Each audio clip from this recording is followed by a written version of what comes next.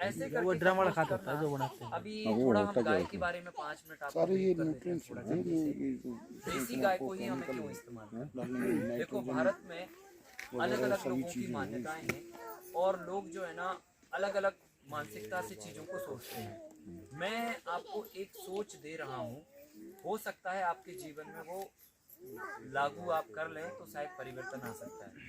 संसार जो बना है ना वो जीवों से बना है। संसार जो है ना हमारा वो जीवों से बना है और इस संसार में कितने सारे जीव हैं आपको गिनती नहीं पता। लगभग 84 लाख जीव इस धरती पर जी रहे हैं, जो बैक्टीरिया वायरस से लेकर इंसानों तक भी है। अभी ईश्वर की जो रचना है ना, ईश्वर की रचना में कोई भी जीव जो है बिना कला के इस धरती पर नहीं जी रहा है। हर एक के पास कला है। ऐसा कोई भी जीव आप उठा के बता दो जिसके पास कोई कला ना हो। केंचुआ इतना सा जीव है छोटा सा, लेकिन इतनी कला है उसके पास कि वो दिन रात पानी को रिचार्ज करने के लिए काम करता रहता, मिट्टी में होल बनाता रहता।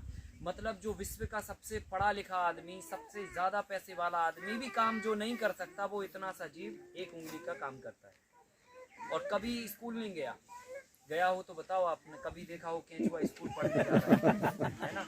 कभी कॉलेज पढ़ने जा रहा हो, है ना? कोई पीएचडी कर रहा हो। अरे भाई वो विश्व का सबसे बड़ा काम कर रहा, पानी रिचार्जिंग का काम केंचुआ ही करता है। धरती पे जब पानी गिरता है ना तो ये जो दिन रात होल बनाने का काम करता है ना केंचुआ मिट्टी में, इसी के माध्यम से धरती के अंदर पानी जाता है, फिर हमारे कुओं में और बोरवेल में पानी आता है। लेकिन हम उसकी तो कद्र करते नहीं है रत्ती भर भी, और ना तो उसकी कला को हम मानते हैं। हम अपना दिमाग बस घुसाते रहते हैं हर जगह, है ना? तो बिना कला के संसार में कोई भी जीव यहाँ पर नहीं है। इवन आप सबके पास भी एक एक कला है जो ऊपर वाले ने आपको दी है। किसी के पास कुछ है, किसी के पास कुछ है।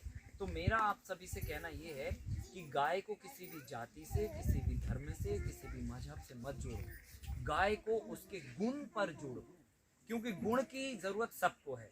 अभी मैं आपको एक बात बोलता हूँ, गाय के पास एक गुण है जो मैं अभी आपको बताने वाला हूँ। जैसे मैंने बताया केंचुए के पास एक गुण है, वो क्या ये भेदभाव करता है ना कि हम ठीक है इस जाति के लोगों का पानी रिचार्ज नहीं करेंगे, या उस जाति के लोगों का पानी रिचार्ज नहीं करेंगे, या इस रंग के लोगों का पानी का रिचार्ज नहीं करेंगे। वो तो ऊपर वाले ने जो उसको गुण दिया है ना, वो हर समय वो काम करेगा। उसको ना जाति से मतलब है, ना धर्म से मतलब है, ना मजहब से मतलब है, ना किसी चीज से मतलब है। तो जब वो एक यूनिक आइडेंटिटी पे काम कर रहा है, ईश्वर के बनाए हुए लॉ पे काम कर रहा है, तो हम फिर क्यों नहीं कर रहे? ये हम क्यों उलझे हुए हैं छोटी छोटी चीजों में, और अपने पूरे मानव जाति के अस्तित्व को बर्बाद करने की कगार पर हम अपने आप को लेके जा रहे हैं। ठीक है, अभी आपको मैं बताना चाहता हूँ, ऐसे संसार में कितने सारे जीव हैं जिनके पास कलाएं हैं, तो गाय के पास भी एक कला है। अभी मैं जैसे मधुमक्खी का एक उदाहरण ले लो। मधुमक्खी के पास जो कला है वो आपके पास है क्या? आप फूल से शहद बना सकते क्या? मैं आपको दे देता हूँ एक ट्रॉली फूल और आपसे कहता हूँ 2 बूंद जरा शहद निकाल देना। आप मर जाओगे पीएचडी करके, हार्वर्ड यूनिवर्सिटी में क्यों नहीं पढ़ के आए हो, पर 1 बूंद शहद नहीं निकाल सकते फूल से। सही है कि नहीं है? लेकिन मधुमक्खी को 2 फूल पकड़ा दो, वो उसमें से 2 बूंद शहद निकाल के आपको दे देगी। तो ये कला है ना ऊपर वाले ने जो उसको दी है। अभी उस कला का कोई तोड़ ही नहीं है संसार में, और वो कला किसी के पास नहीं है। वो ना चींटी कर सकती है वो काम, ना गाय कर सकती है। वो कला केवल मधुमक्खी को दी है, इसलिए हमें मधुमक्खी को मानना चाहिए। और मधुमक्खी न जाति, न मजहब, न धर्म, ये सब नहीं देखती है कि तुम्हारा, और एक यूनिक आइडेंटिटी के साथ में काम करती है। पर फिर भी हम इंसान जो है ना, इतना पढ़ा लिखा होने के बाद भी हम छोटी छोटी चीजों में लड़ाई झगड़ा करते हैं, आरोप प्रत्यारोप करते हैं, मानते हैं, अपमान करते हैं। ये नहीं होना चाहिए। हमें जीवों में, जितना भी संसार में जीव है ना, उनकी कला के आधार पर उनका उपयोग करके मानवता को बचाने का कार्य करना चाहिए। अभी मच्छर के पास जो कला है वो आपके पास कला नहीं है। मच्छर चाह ले तो बाइडेन को भी जगा सकता है, प्रधानमंत्री मोदी को भी जगा सकता है, और आपके गांव के मुखिया को भी जगा सकता है, एमएलए एमपी को भी जगा सकता है। सही है कि नहीं है? और आप चाहो लो तो आप अपने मुखिया से ही नहीं मिल पाओगे, जगाने की बात तो दूर की बात है। सही है कि नहीं? एमपी से नहीं मिल पाओगे, एमएलए से नहीं मिल पाओगे, प्रधानमंत्री तो बहुत सपने वाली बात हो जाएगी क्या। और अगर मच्छर चाह ले तो उसी रात को वो मीटिंग करके आ जाएगा, इवन सोने भी नहीं देगा उनको, वो चाहे ले क्या। मतलब कला है ना भाई साहब उसके पास, आपके पास नहीं है वो कला। तो मेरा ये कहना है कि संसार में जितने भी जीव है ना, सबके पास कला है, सबके पास कला है। तो हमें कला के आधार पर उस जीव की इज्जत करना चाहिए। ऐसे गाय के पास भी भगवान ने कला दे रखी है, जिसके लिए हमें उसकी इज्जत करना चाहिए। और गाय को जो कला दे रखी है वो दे रखी है सूर्य केतु नाड़ी की कला। और सूर्य केतु नाड़ी एक ऐसी नाड़ी है जो केवल भारतीय नस्ल की देसी गायों में ही ये पाई जाती है, संसार की किसी नस्ल की गाय में ये नहीं है। और इस कला का काम क्या है? अभी मैं आपसे बोलता हूँ कि सूरज में करंट है तो आप शायद मान लोगे, लेकिन 20 साल पहले जिसने भी ये बात बोली होगी ना, उसका मजाक उड़ाया गया होगा कि सूरज में करंट है, हम तो ये खड़े धूप में, आज तक नहीं लगा करंट हमको। लेकिन जब हमने सोलर पैनल प्लेट बनाई, उसका आविष्कार किया, उसको धूप में रखा, तो पंखा चल रहा है ना उधर बिना बिजली के, धूप में रखी ना वो प्लेट, तो इसका मतलब सूरज में करंट है। पर सूरज के करंट को करंट में डाइवर्ट करने के लिए एक डिवाइस की जरूरत थी, जो आज तक आपने नहीं बना पाई थी, लेकिन अब बना ली। तो ये ब्रह्मा जी ने जब सृष्टि बना रहे थे ना, तो ये डिवाइस उन्होंने पहले ही बना के भेजी, और वो गाय के अंदर दी है। 84 लाख जीव इस संसार में हैं, लेकिन सूर्य केतु नाड़ी किसी भी जीव के पास नहीं है। कोई भी सूरज की एनर्जी को कलेक्ट करने की क्षमता नहीं रखता, गाय के पास ये कलेक्ट करने की क्षमता है, और वो केवल भारतीय नस्ल की गाय के पास है। और उसका कारण भी मैं बता देता हूँ, वो इसलिए है क्योंकि पूरे दुनिया की मानचित्र पर भारत ही इकलौता ऐसा मात्र देश है जिसके पास सबसे ज्यादा सूरज की किरणें पड़ती हैं। तो ब्रह्मा जी ने सोचा होगा कि यहीं की गायों को दे देते हैं ये कला, क्योंकि बाकी में तो धूप ही नहीं पड़ती, तो इस कला का काम क्या रहेगा। बात आ रही ना समझ में? तो लॉजिकली भी समझ सकते हो, साइंटिफिकली भी समझ सकते हो। और हम लोग अगर अपनी परंपरागत व्यवस्था पे जाएंगे तो गाय का गोबर हर जगह आपको मिलता है। और जितने भी हमारे पूर्वज हुए हैं इस देश में, सबने गाय के दूध को पीने की एडवाइस कही है। तो अगर हम अपने पूर्वजों की बात मान लें तो भी हम गाय की इज्जत कर सकते हैं, और उनकी बात ना माने तो साइंस पे चले जाएं तो उसकी इज्जत तो आप करते ही हो ना भाई। आप सांप की इज्जत करते हो कि नहीं करते हो? अभी यहाँ पे दिख जाए तो हम कितना ही कहते हैं बैठे रहो, पर आप उड़ जाओगे। सही है कि नहीं है? क्योंकि आपको पता है कि अगर वो टच कर लिया ना तो मामला गड़बड़ हो जाएगा, तो इसलिए उठ लो अभी तो। सही है कि नहीं है? क्यों हम उसकी इज्जत क्यों करते हैं? क्योंकि हम उसको मानते हैं, क्योंकि उसके अंदर जो कला है ना वो और किसी के पास नहीं है।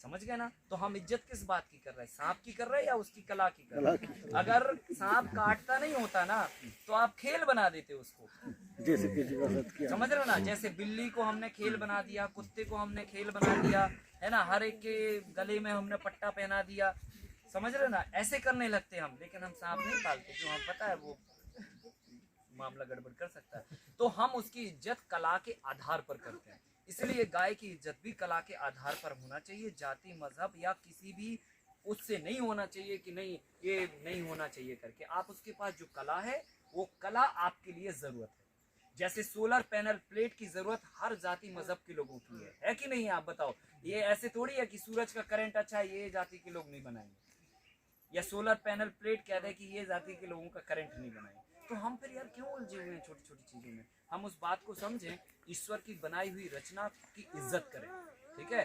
जो गाय के पास सूर्य केतु नाड़ी है, वो सूर्य केतु नाड़ी का काम है सूरज की एनर्जी को कलेक्ट करना। और वो जब सूरज की एनर्जी को कलेक्ट करती है, वो डिवाइस उसके अंदर है, तो वो उसके कारण गोबर में भी वो करंट आता है, वही करंट दूध में आता है, वही करंट मूत्र में आता है। इसलिए टाटा मेमोरियल हॉस्पिटल में अगर आप प्राइमरी कैंसर का अगर आप पेशेंट लेके जाएंगे तो वो पहले कहते हैं कि आप गोमूत्र पीना चालू करो, क्योंकि ये साइंटिफिकली अब सिद्ध हो चुका है कि गाय के गोबर में और यूरिन में करंट है, वो सूरज का करंट है। और ये डिवाइस नेचुरली है, जैसे सांप नेचुरली कितना दूध पिलाओ वो जहर बनाता है, वैसे ही गाय को कोई भी घास खिलाओ वो करंट बनाएगी।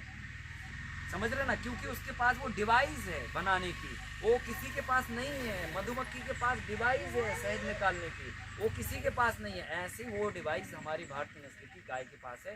इसलिए हमें उसकी इज्जत करना चाहिए और उसको पालना चाहिए और उसको बढ़ाना भी चाहिए। और उससे हमें जो करंट युक्त गोबर मिला, वो गोबर से हमें घर के दरवाजों को लीपना चाहिए। हम पहले लीपते ही थे, आप सभी लोग लीपते थे। उसका कारण ये होता था कि घर के अंदर कोई भी बाहर की जो अनावश्यक चीजें हैं, बैक्टीरिया वायरस हैं, वो घर के अंदर प्रवेश ना कर पाए, इसलिए हम गाय के गोबर को दरवाजे पर लीपते थे। आज तक हमने किसी और भी जानवर का तो गोबर नहीं लीपा, गाय का ही क्यों लीपा? शादी वैवाहिक मंडप कार्यक्रम होते हैं हमारे, गाय के गोबर गणेश बिठा के हम करते हैं, चौक लीप के करते हैं। हर जगह आदमी मर जाता है तब भी वह गाय का गोबर लीपते हैं। कारण ये क्योंकि गाय के गोबर में ही सारे बैक्टीरिया को खत्म करने की पावर है, और खत्म करने की पावर है उसके करंट से। करंट है तो वो खत्म कर लेता है, ये चीज है। तो अभी आपको अगर स्टडी करनी है, अगर आप ज़्यादा ही थोड़ा दिमाग लगाएं, तो आप ऐसे लोगों पे अध्ययन करें जो दुनिया में अभी तक कोरोना महामारी से लोग मरे हुए हैं।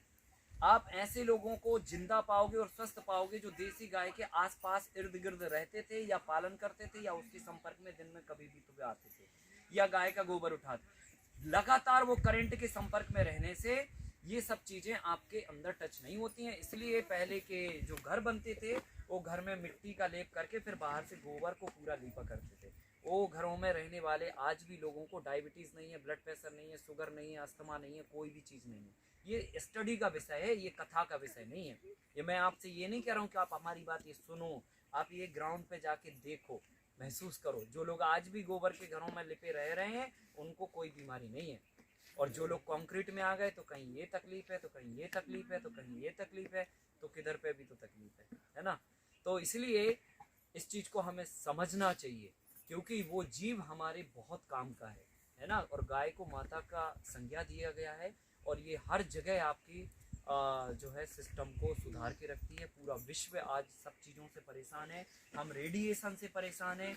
जो तनाव हमारे जीवन में बढ़ता जा रहा है उससे उम्र खत्म हो रही है, और तनाव इतना बढ़ता चला जा रहा है कि आईएएस लोग 10 रुपए की रस्सी पर झूल जाते हैं। मुझे समझ नहीं आता हमारी एजुकेशन का लेवल कहाँ जा रहा है और हमारी सोच का स्तर कहाँ जा रहा है। आप सोचिए, कई ऐसे आपने अखबारों में सुना होगा, उन्होंने कहा आईएएस थे, उन्होंने फांसी लगा ली। ये क्या है? ये तनाव है। ये इतना बढ़ गया जीवन में कि अभी हमें खत्म करने का इसका रास्ता नहीं है। तो देसी गाय का जो गोबर है ना, वो रेडिएशन को कंट्रोल करता है। आप जो घर के दरवाजे पे गोबर लीपते हैं ना, वो रेडिएशन को ही रोकने के लिए लीपते थे। ये उसके पीछे का साइंस है। अभी दुनिया के कई देश इस पे काम कर रहे हैं। ब्राजील जैसे देशों में रिसर्च हो रही है, और कैलिफोर्निया में, तमाम कंट्रियों में लोग रिसर्च करके इसके महत्व को समझ के यहाँ की गायों को उठा उठा के ले जाके वहाँ पे इस पे काम कर रहे हैं और फायदा ले रहे हैं। तो हमें इस बात को समझना चाहिए, कला के आधार पर जीव की इज्जत करो। और वो हमें कला चाहिए, हमें जीवाणु चाहिए, हमें एनर्जेटिक गोबर चाहिए। वो गोबर जब खेत में डलेगा तो जीवाणुओं को भी करंट मिलेगा। वो यूरिन जब खेतों में डलेगा तो वहां पे एनर्जी जाएगी। दूध हमारे पेट में जाएगा तो हमको एनर्जी आएगी। इतना ही साइंस है, इसके पीछे आगे पीछे कुछ भी समझने की आपको जरूरत नहीं। ठीक है, तो साइंस पर आप जाके इस पे काम करना चाहिए। ठीक है, तो ये तो हमने देसी गायों के महत्व के बारे में बताया। इसकी डाइटिंग के बारे में मैंने एक पूरी पीडीएफ बनाई है। एक गाय को क्या संतुलित आहार देना चाहिए, अगर वो आप संतुलित आहार देते हो तो निश्चित ही आप मानिए कि आप जो 2 लीटर दूध गाय देती है ना, उसको आप 4, 5, 7 लीटर तक भी आप आराम से लेके आ सकते हैं। तो आपको बाहर से कैटल फीड लाने की ज़रूरत नहीं है, ना दाना लाने की ज़रूरत है, ना खली खिलाने की ज़रूरत है। कुछ चीज़ें हैं जो आपको खिलानी है गाय को, वो हम आपको लिटरेचर में दे देंगे, क्योंकि वक्त नहीं है अभी उन पे चर्चा करेंगे तो आधा घंटा हमारा निकल सकता है। ठीक है, तो वो पीडीएफ देंगे तो उसमें से आप देख के वो आधार